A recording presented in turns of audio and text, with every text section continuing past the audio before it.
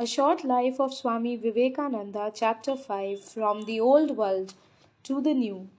Swami Vivekananda went by way of Ceylon, Penang, Singapore, Hong Kong, and then visited Canton and Nagasaki. From there, he went by land to Yokohama, seeing Osaka, Kyoto, and Tokyo. The Swami gradually accustomed himself to the life on board the ship. His rich, imaginative nature saw beauty in 1,000 forms, in the swelling and falling of the waters, in every gust of wind, and in ever changing shapes of clouds. The mighty expanse of water, the invigorating air, the carefree atmosphere, and the courtesy of all aboard reconciled him to his new surroundings. Besides, the sea voyage provided him a unique opportunity to gather new experiences and study the life and traditions of the people he came in contact with at different places. He was much impressed at the sight of the various remains of Indian religious influences in Chinese and Japanese temples. In China, he found, to his amazement, Sanskrit manuscripts, and in Japan, Sanskrit mantras written in old Bengali script.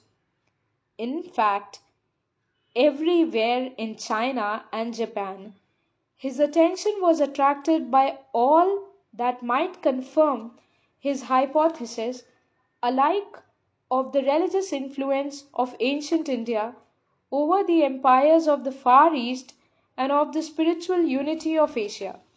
From Yokohama, the ship sailed on to Vancouver, from the old world to the new.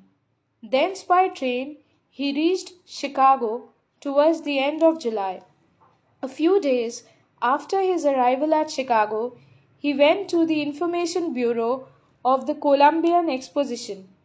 But his hopes received a rude shock when he came to learn from this office that the Parliament would not commence until after the first week of September, that no one would be admitted as a delegate without proper references, and that even the time for being so admitted had expired.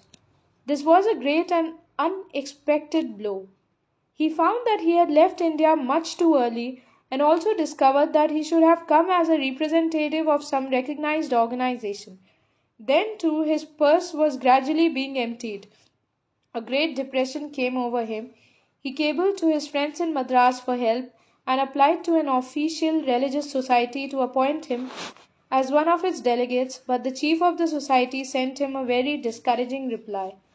Girding up his loins even in the face of these overwhelming odds of a discouraging situation, the Swami proceeded to Boston, which was much less expensive than Chicago. In the train from Vancouver, he had made his first American friend, a rich lady from Massachusetts, who, struck by his noble personality and illuminating talks, gladly asked him to stay in her house. She introduced him to Professor J. H. Wright of the Greek department in Harvard University. The Swami discussed all manner of subjects with the learned professor for 4 hours. The professor became so deeply impressed with his rare ability that he insisted that he should represent Hinduism in the parliament, saying, "This is the only way you can be introduced to the nation at large." The Swami explained his difficulties and said that he had no credentials. Professor Wright, recognizing his genius, said, "To ask you, Swami, for your credentials is like asking the sun to state its right to shine." The professor wrote at once to his friend Dr. Barrows, the chairman of the committee on the selection of delegates, stating, "Here is a man who is more learned than all our learned professors put together." He further presented him with a ticket to Chicago and also gave him letters of introduction to the committee. The Swami rejoiced at this literal manifestation of divine providence. But on his arrival at the Chicago train station, he found to his dismay that he had lost the address of the committee. He was lost and did not know where to go. Nobody would deign to inform a colored man. At length, tired and helpless, he passed the chilly night in a big empty box found in the railway freight yard. In the morning he wandered from door to door for food, only to meet with insults and rebuffs from the fashionable residents of the metropolis. On and on he went. At length, exhausted, he sat down quietly on the roadside, determined to abide by the will of God. At this juncture, the door of a fashionable residence opposite to him opened, and a regal looking woman descended and accosted him in a soft voice, in accents of culture and refinement. Sir, are you a delegate to the Parliament of Religions? The Swami told her his difficulties. The kind hearted lady invited him into her house and promised him that after breakfast she herself would accompany him to the offices of the Parliament of Religions.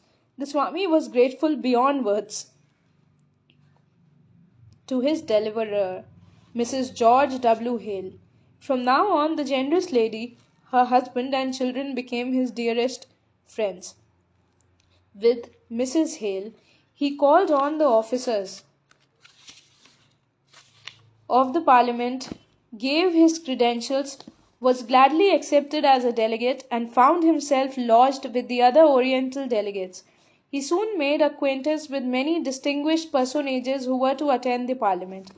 In the grand circle of ecclesiastics that came and went in and about Chicago, he moved as one lost in rapture and in prayer to the Master, whose mission he had come to fulfill in this distant part of the world. Chapter ends here.